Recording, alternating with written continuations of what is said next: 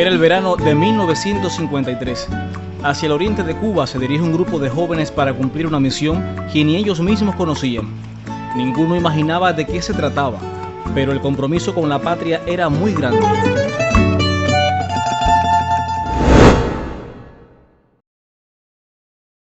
Cuando se ama la patria como hermoso símbolo, si no se tiene armas, se pelea con las manos. Ya estamos en combate. Este hombre apenas contaba con 19 años.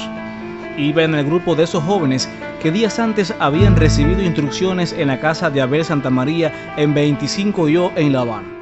Fidel nos reunió aquí en la casa precisamente de Abel Santamaría, en la calle 25 Yo, y lo que nos habló de un entrenamiento que íbamos a hacer, que iba a tomar un poquito más de tiempo, 2 o 3 días, y por lo tanto nos dio instrucciones para actuar de forma que eso no levantara ninguna sospecha y que transcurriera de forma normal en cada una de nuestras casas.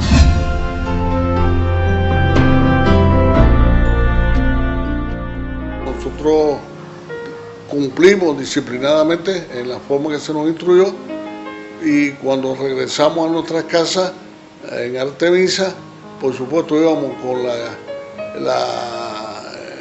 incertidumbre de qué se trataba exactamente, si era un entrenamiento realmente o si era ya el momento que le llamábamos el momento cero, es decir, el momento de entrar en combate. Pero eso no nos preocupó mucho. Nosotros estábamos totalmente decididos, hacía tiempo ya que nos estábamos entrenando y esperábamos también ese momento con ansiedad. Las instrucciones habían sido recibidas. Todo estaba listo para la partida. En nombre de las madres y de los hijos de nuestra tierra heroica, en nombre del honor y del decoro que construyó su historia, por la estrofa magnífica del himno, que morir por la patria es vivir. El 24 de julio estuvimos por la noche reunidos. El lugar específico fue una cafetería bar que se encontraba en la calle 23 y 20. Allí estuvimos esperando hasta las 12 de la noche. A esa hora nos recogió un carro y de ahí mismo partimos para Santiago de Cuba. Por defender la idea de todos los que han muerto, por arrojar a los malos del histórico templo, por el heroico gesto de Maceo, por la dulce memoria de Manuel. Teníamos un grado tal de convencimiento propio, estábamos tan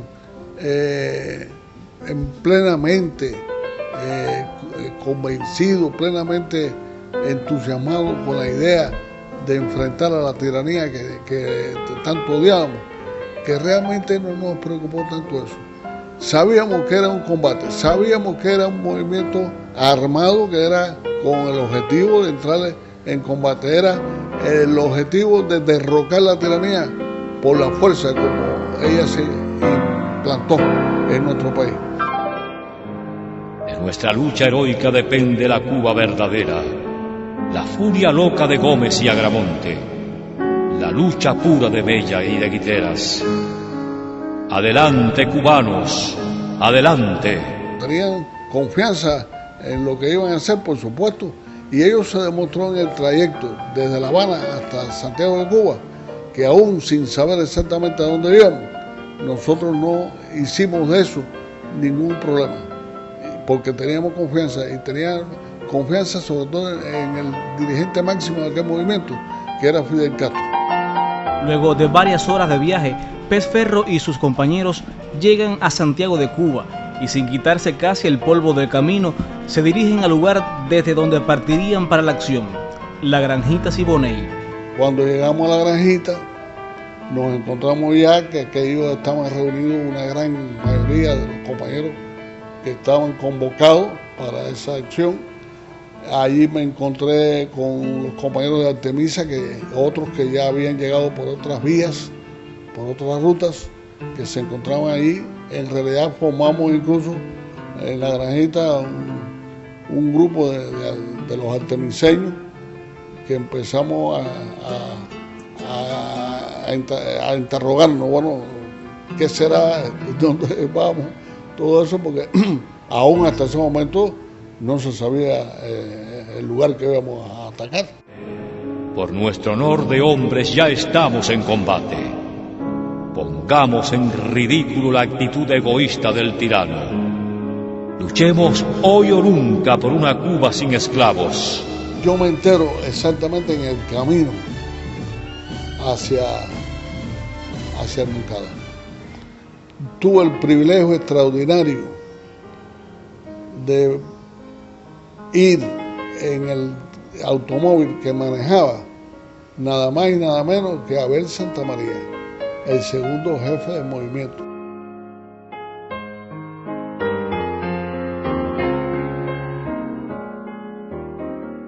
En el trayecto de La Granjita hasta la ciudad, entonces Abel nos explicó cuál era el objetivo. Ahí fue que nos enteramos que íbamos a tomar el Hospital Civil Saturnino Lora y nos dijo qué haríamos. Nos instruyó que cuando llegáramos y saliéramos los automóviles, nos bajáramos gritando: ¡Viva la revolución! El dictador ha muerto, Batista está muerto, ¡viva la revolución! Y así logramos entrar al hospital. Sintamos en lo hondo la sed enfebrecida de la patria. Pongamos en la cima del Turquino la estrella solitaria.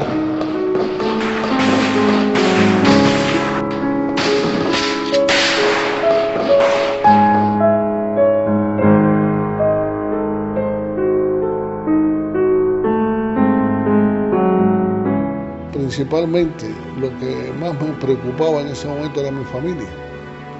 Yo era un muchacho tan apegado a mi familia, era prácticamente un joven de 19 años que nunca había salido solo a una actividad de este tipo o de ausentarme de mi casa por tantos días, y pensé en eso.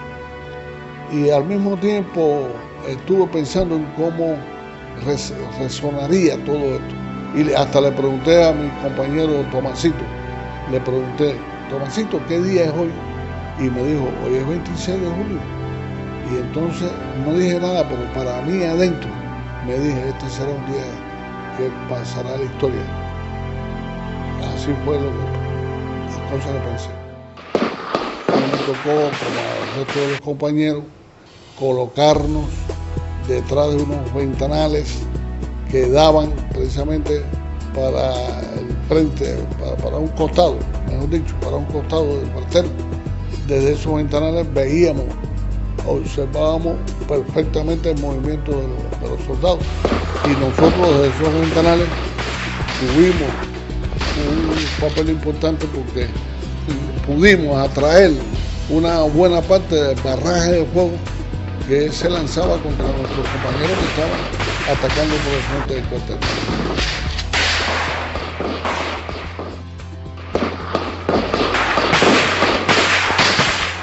Al Fidel observar que no se puede tomar el cuartel porque falló el factor sorpresa, da la orden de retirada y manda a un compañero a avisarle al resto de la tropa, el cual en su trayecto del Palacio de Justicia al Hospital Civil es capturado y luego asesinado por la tiranía.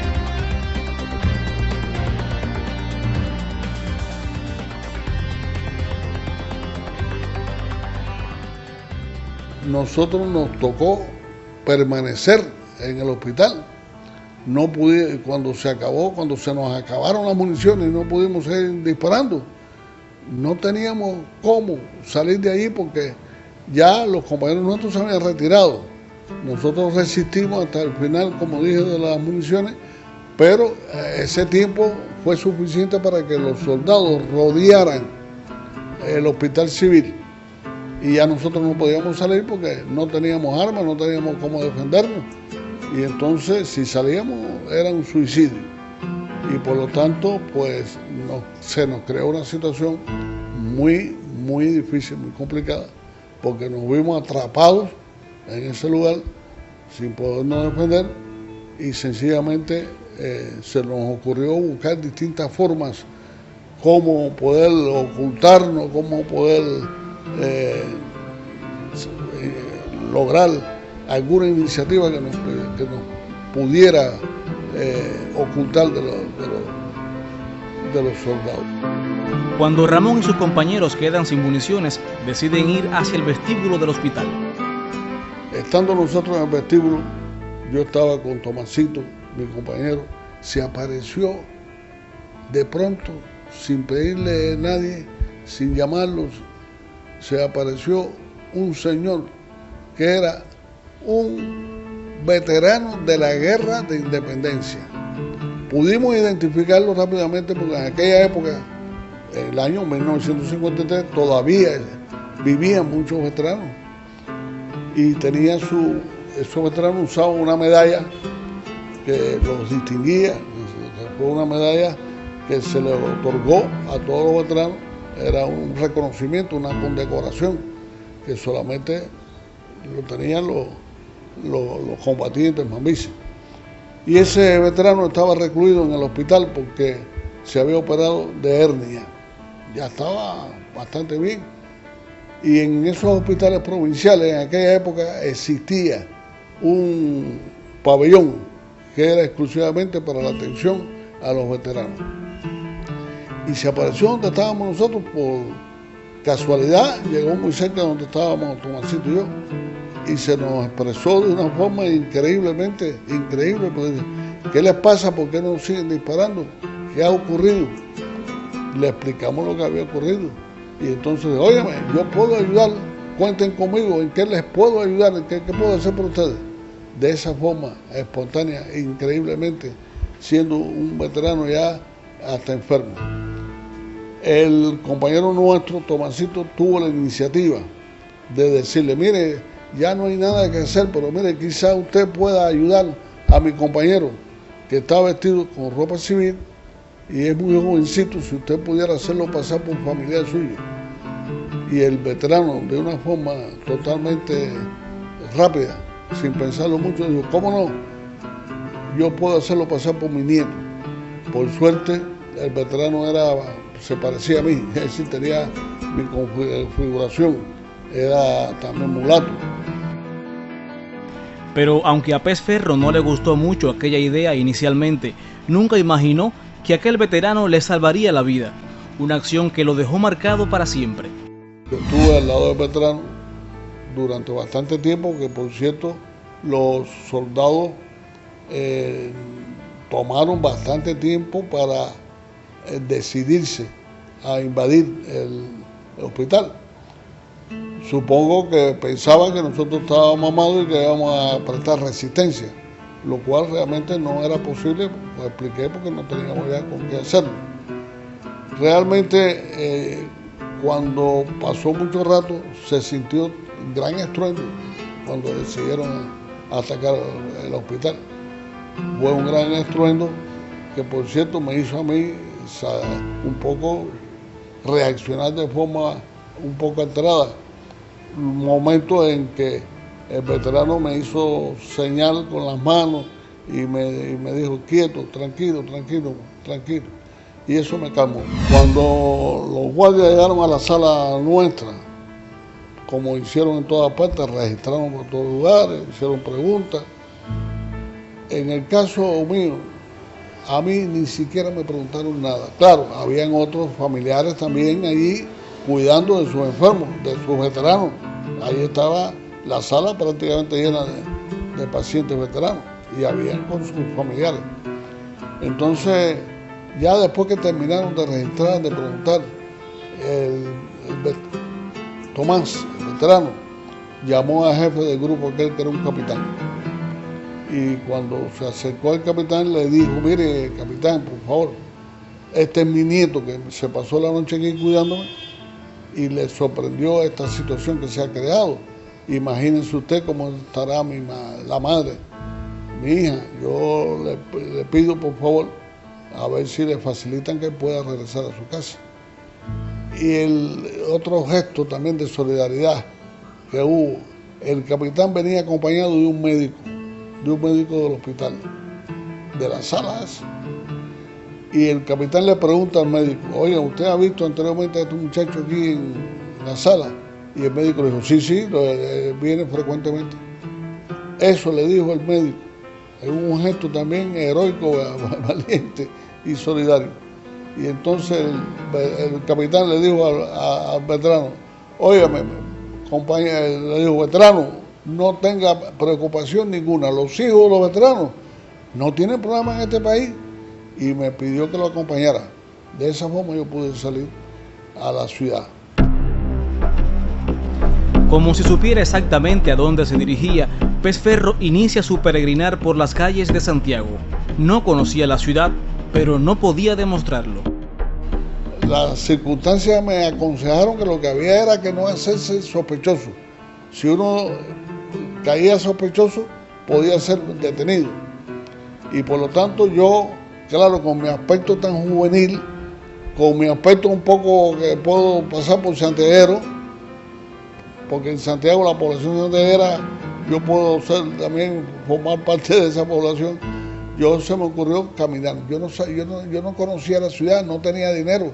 Yo tenía en mi poder 2 pesos cubanos y 2 centavos arriba, era todo lo que yo tenía.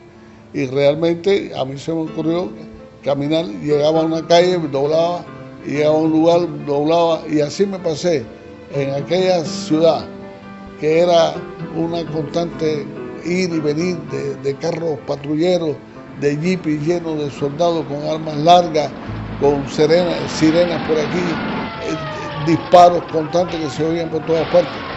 En medio de todo aquel infierno, yo me quedé caminando en una ciudad además de julio, que el calor que hacía era terrible. No sé de dónde saqué tanta fuerza, no sé de dónde saqué tanta energía. La situación en la tierra santiaguera se tornaba cada vez más difícil para aquel joven de apenas 19 años.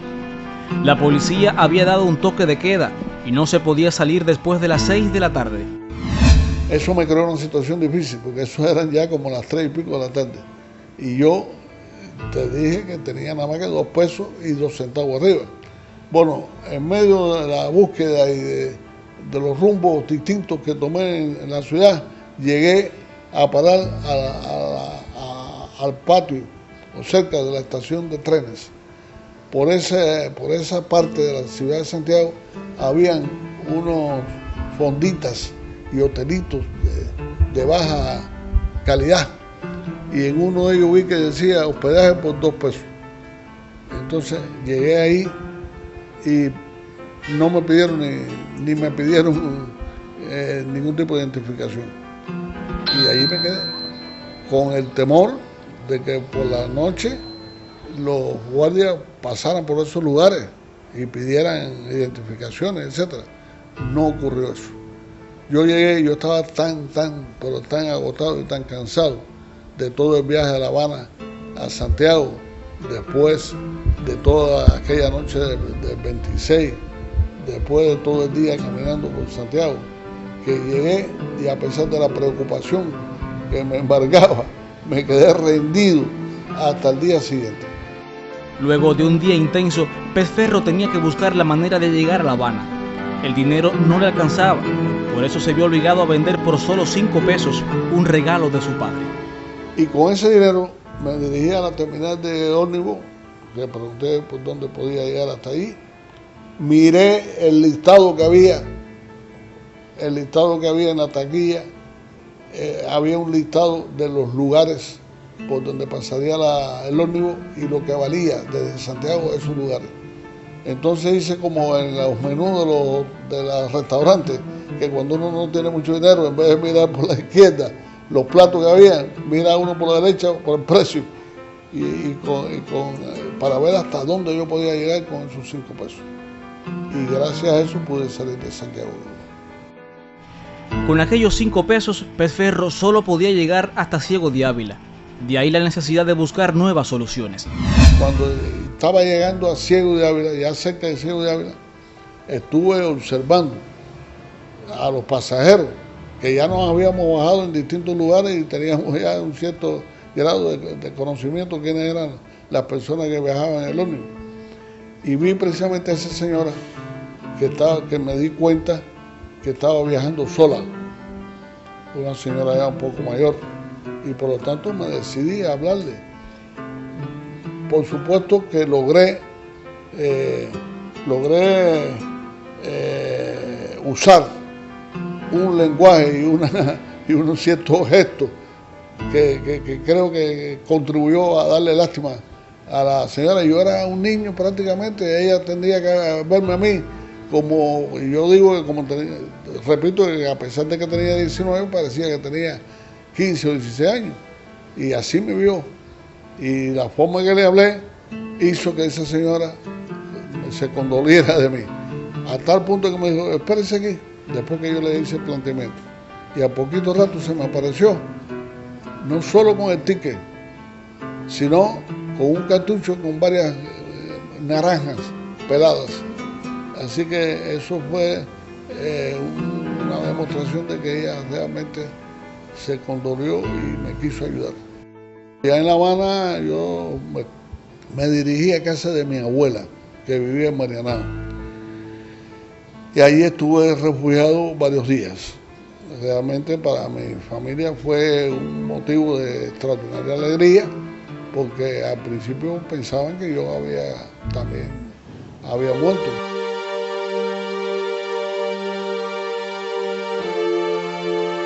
El hecho de nuestra participación en Moncada no fue más que la consecuencia de una convicción patriótica en nosotros, la convicción de la necesidad de luchar por una patria mejor. Lo recuerdo así, con ese carácter, con esa disposición, con esa valentía, y era un verdadero ejemplo para nosotros. Para nosotros, y estoy seguro que para todos los combatientes de Moncada, Fidel es nuestro guía máximo. Fidel es nuestro maestro. Fidel es también nuestro padre espiritual. Para nosotros, Fidel es lo máximo. Realmente adoramos a Fidel. Y no solamente por lo que supo, cómo supo conducirse en la Moncada, yendo al frente y exponiendo su vida igual que la de nosotros, sino por toda la conducta que Fidel ha mantenido a lo largo de estos 55 años de revolución, sin dar un paso atrás, sin una concesión de ninguna clase, manteniendo los mismos principios, manteniendo el mismo programa de Moncada y mucho más. Entonces, Fidel, por supuesto, cuando pensamos en Fidel, pensamos en la revolución y nos guiamos por él. Por donde él vaya, ahí vamos nosotros. Y es que la figura de Abel y de Fidel constituyeron un verdadero acicate para Ramón Pez Ferro, un hombre que quedó marcado para siempre por los hechos de aquel 26 de julio de 1953. Después de Moncada, que lógicamente lo marcó a uno para siempre, cierro los ojos en estos momentos y puedo sencillamente imaginarme en mi mente las cosas que en aquel día sucedieron. Y bueno, el Moncada también nos marcó desde el punto de vista político y revolucionario, porque para nosotros la pérdida de tantos compañeros que eran como nuestros hermanos, en el caso mío de Artemisa, que perdí tantos vecinos, incluso míos, compañeros que compartíamos compartíamos juntos las luchas en el polo de Artemisa. Recordar a esos compañeros que eran compañeros magníficos, jóvenes, luchadores, eso causó, por supuesto, también pudiéramos decir, un sentimiento profundo de solidaridad con ellos también, solidaridad incluso después de muertos. Es decir, nosotros no podríamos olvidar jamás eso. Y por ello el recuerdo de Moncada a veces se une con una mezcla de tristeza, pero al mismo tiempo, sin embargo, también de recompensa, de alegría, porque a pesar de que murieron, a pesar de que dieron sus vidas jóvenes y valiosas, eso no fue en vano. Hubiera sido muy triste que todos aquellos compañeros hubiesen caído, hubiesen entregado sus vidas y que no se hubiese logrado nada a cambio. Esto no fue así. En esta ocasión, la sangre que ellos derramaron no se derramó en vano, porque logramos al final la consecución de esta revolución dirigida por Fidel Castro, que ha dado a Cuba lo que realmente Cuba aspiró siempre y no había logrado.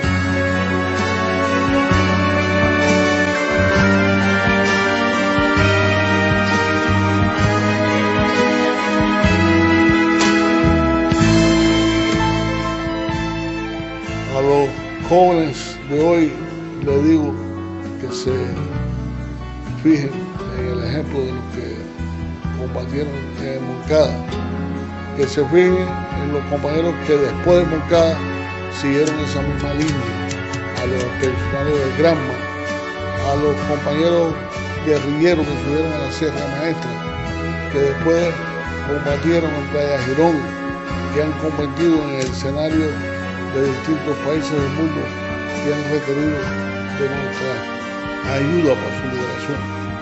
Que sigan ese ejemplo, porque ese es el ejemplo que les corresponde y son ellos los que están llamados a que la revolución esta continúe por ese mismo derrotero. A sus 79 años, este hombre vive orgulloso de aquel gesto heroico. Camina por las calles de esa Cuba libre soñada por su generación y mantiene la misma convicción de hace 6 décadas. Si el tiempo nos permitiera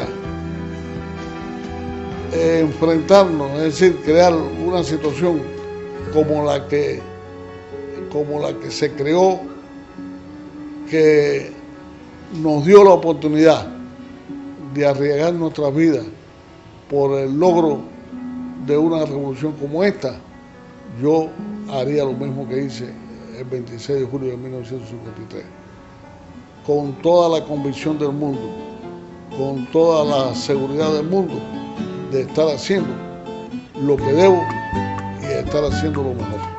Menos mal que existen los que no tienen nada que perder, ni siquiera la muerte. Menos mal que existen los que no miden qué palabra echar, ni siquiera la última. Se arriman a la noche y al día y sudan. Si hay calor y si hay frío se mudan. No esperan echar sombra o raíces, pues viven disparando contra cicatrices. Escuchan, se proyectan y lloran